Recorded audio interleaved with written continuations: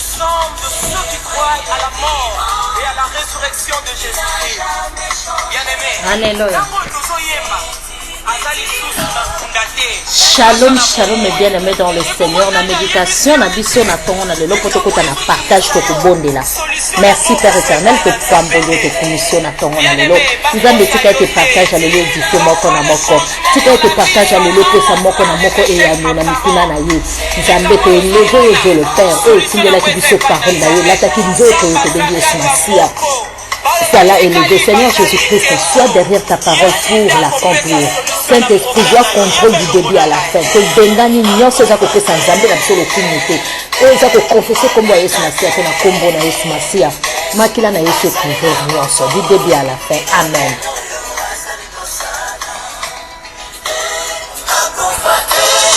Te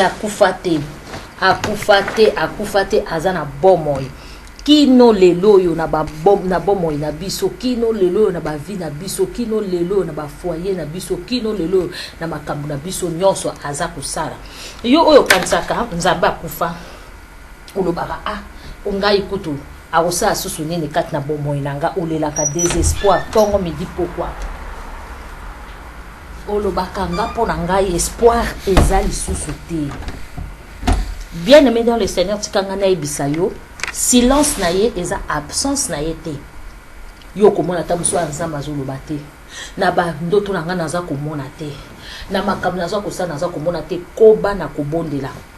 Daniel pa yebaki te ayebaki te ke lipamboli na ye eyaki kaka jour o ye azwaki kaka likanisi ya kolukelo na nzambe. Nzamba sa répondaki ye tikotaki.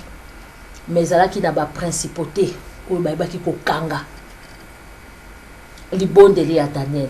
Et Seigneur qui te Daniel akoba ti akoba qui na 21 jours déplace akenda ki ko débloquer le pamboli na ye. Alléluia. Yangona bien aimé dans le Seigneur, c'est qui kaka parenthèse moto fongola ki pour koyebisa o ke kolemba te yika piko Nzambe azali pembeni na yo sans plus tarder.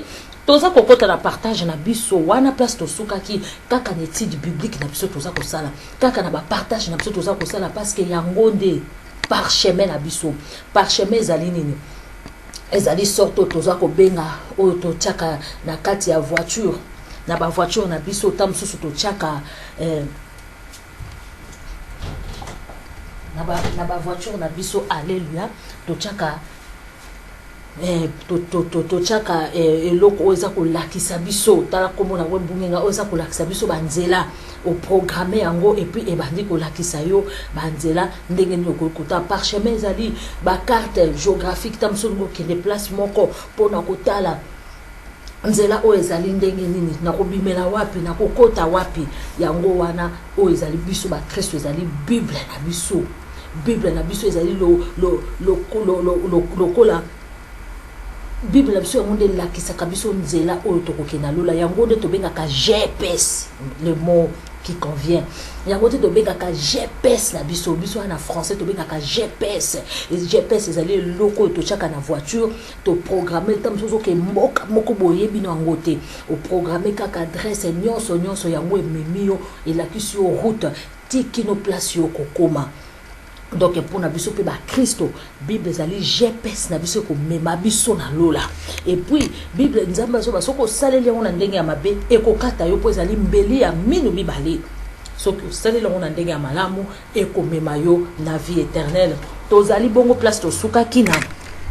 Genèse chapitre 18 verset 1, nous lisons au nom puissant de Jésus-Christ. Le Seigneur apparut à Abraham près des chênes des marais.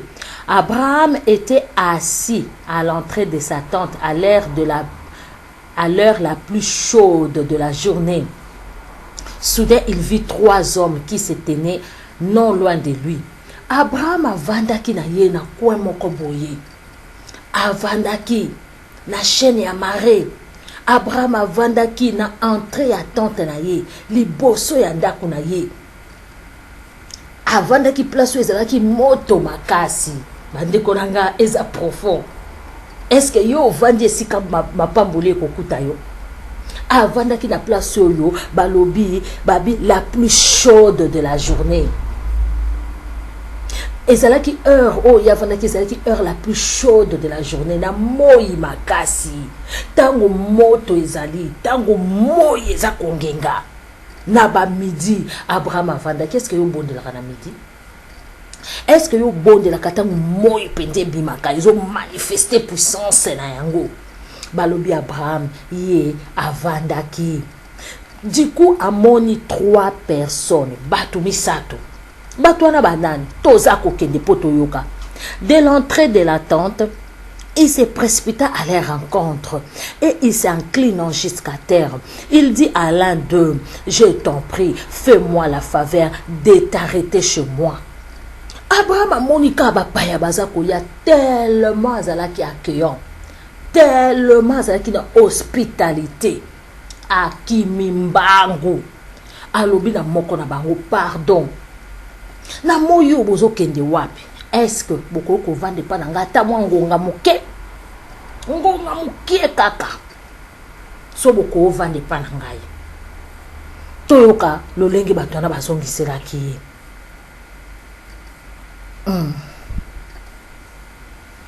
Angumba makikutu. Na 3 balobi, il a dit l'un d'eux, moko na bango alobi, je t'en prie, fais-moi la faveur de t'arrêter chez moi. Wana Abraham, na 4 balobi, on va apporter un peu d'eau pour vous laver le pied et vous vous reposer sur cet arbre.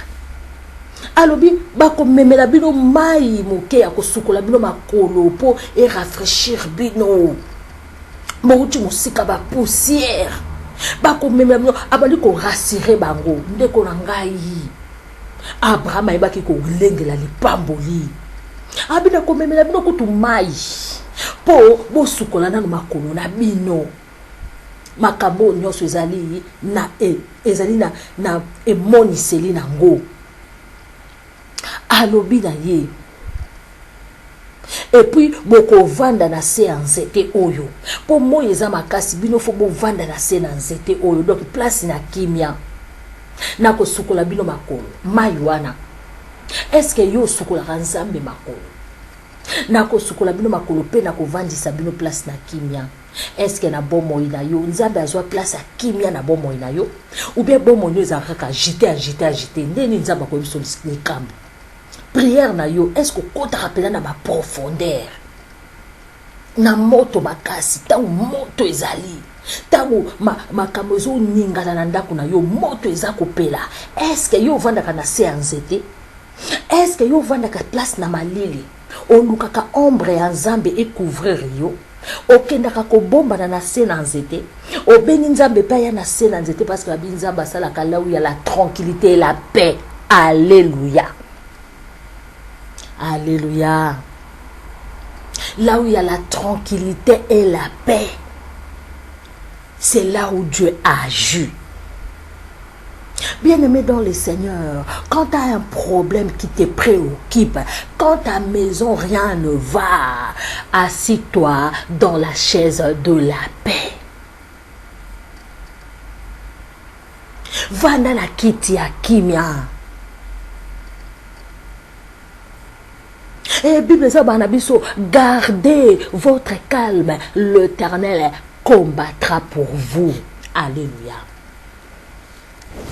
Yo vanda na kiti ya kimia. Abraham alobi, nzambe, ngai moto lekaki makasi, menga na vai na nga na coin oyo. Na se na nzete, ya na yango, moto oyo bino botambola na moto te boya, nga na sukola yo makolo. Yo na bonzambe na yo, papa mwana na molimo mosanto, na sukola bino makolo, et puis to vanda na kiti biso nyonso, na se na nzete, oyo place ombre ya malili, ezali, place kimia ezali. Alléluia. Tobandi ko kende.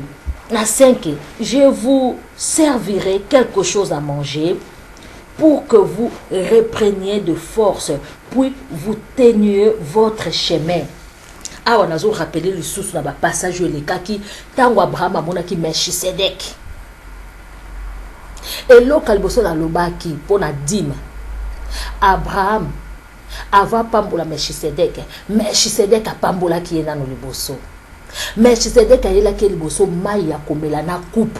siko tala Abraham kaka lolenge wana amoni batu mo misato ayebi bango te bauti nanu musika avant nanu ya bano pambola batu wana avant nanu batu abano pambola Abraham abina bango nanu asukola bango makolo apesa bango loko akolia e bongo sima basolola na beta ki sete apona ba pasteur moto abongoli motema kaka lelo sengi dîme lelo sengi enveloppe basakoli lelo sengi action de grâce.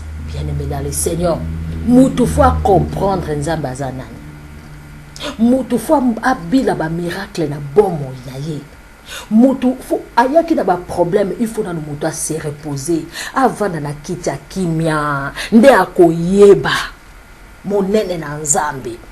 Il y a un moni parole de Dieu, ils ont critiqué partout. Les gens disent, et les pasteurs sont des voleurs. Les pasteurs, parce que les pasteurs sont pressés. Il y a beaucoup de serviteurs de Dieu. Il y a de bons serviteurs de Dieu. Il y a aussi des faux serviteurs de Dieu qui se précipitent pour l'argent. Ils travaillent que pour leur ventre. Ils profitent aux enfants de Dieu. Tout ça, l'église maintenant est mal répétée. À cause de ces choses. Alléluia. Awa to mona ki Abraham azwa ki nanu batuana a rassuré bango bokolia bokomela ata yo soki muta rassuré yo bokolia bokomela bokovana kiti ya kimia okoya mais place abitumba yo kokota te. Alléluia. To komi siko awa Abraham a rassuré bango. Alobina bango, je vous servirai quelque chose pour que vous preniez de la force. Puis vous continuerez votre chemin. Ainsi vous ne serez pas passer pour rien près de chez moi. Alors après vous continuez na bino dira na bino. Tant vous continuez, beaucoup ça déçu te pourquoi vous passez qui est pas nangai. Na ko pesa bino ndambo ngana za nango. To continuer na makomi. Le serviteur répondit, bien. Fais ce que tu viens de dire.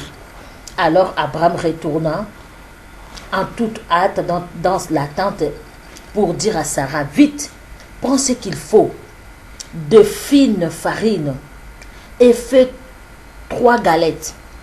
Ensuite, il courut vers le troupeau. Choisit un veau tendre et gras. Il les remit à son serviteur, qui se dépêcha de le préparer. Quand la viande fut prête, Abraham la plaça devant ses serviteurs. Ses visiteurs, avec du lait caillé et du lait frais. Ils mangèrent, tandis qu'Abraham se tenait debout près d'eux, sous l'arbre. Ils lui demandèrent, où est ta femme Sarah? Dans la tente, répondit-il. L'un des serviteurs déclara, je viendrai chez toi l'an prochain à la même époque et ta femme Sarah aura un fils. Tango babandi kolia bien-aimé. Tango Abraham a réalisé ma promesse na ye. Tango Abraham a kendaki ko vanda avandisaki bango na se na nzete. Tango Abraham asukolaki bango makolo, apesaki bango ya kolia, apesaki bango ya komela, babandi lipamboli ekoti na ndako na ye. Alléluia. Abraham abandi koto mutu moko atuni na kati ya bato wana, wapi mwasi na Sarah. Abraham abiaza kuna adaki kulambela bino ye muta lambela bino biloko nyonso. Alobi na epoke okaka ngana koya lisusu Sarah akozala na zemi. Bien-aimé, Sarah azui lipamboli. Abandaki kolamba, atosaki mobali na alobaki na ya sala. Mobali na ya baki bapaya. Azalaki na mobali moko azalaki un homme de bon sens. Yango wana bandeko na ngai ya mibali. Bino nde bozali ba porte ya bénédiction pe ya malédiction. Soki oza na mobali oyo akendaka tout le temps kolangwa komela oya na ba désordre na ndako ayaka na kimia te mibali wana mingi bafungolaka ba porte. Alors mama yo telema pona o repousser ba biloko wana. Parce que mibali oyo ya bon sens, mibali oyo bayebaka ko raisonner, mibali oyo babangaka elongi na Nzambe. En tout cas mama soko kuta na mobali ndenge wana na fiançailles simba e bana bobo kende ata azali na enkate mibali wana baza ba bénédiction mobali ayebi nzambe ndako na bino eza ya kokangama molimo moko te ya mabe kokota parce que mobali wana ayebi nzambe. Parce que l'homme il fait la force de la femme. Si l'homme est vraiment réellement né de nouveau, la femme, tu es une femme joyeuse. Parce que c'est l'homme qui est le chef de la maison. Si lui, il accepte le Seigneur Jésus-Christ comme Seigneur et Sauveur, la porte de votre maison est fermée pour les démons. Alléluia. Yangwana to monaki aluki Sarah. Aluki Sarah. Lipamboli ekotaki. Parce que mobali azaki mobali a bon sens. Mobali ayebaki.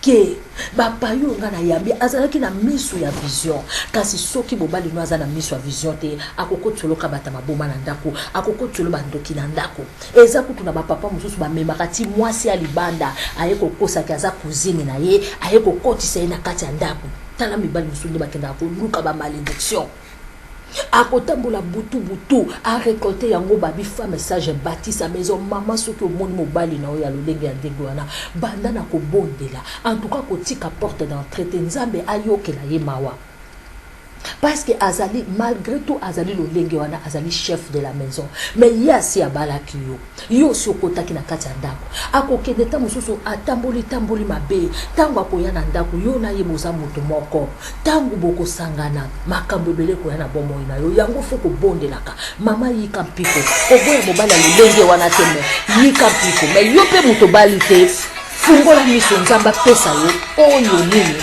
akobatire oyo nini akobatire na yo maison elongo nzambe akambola bino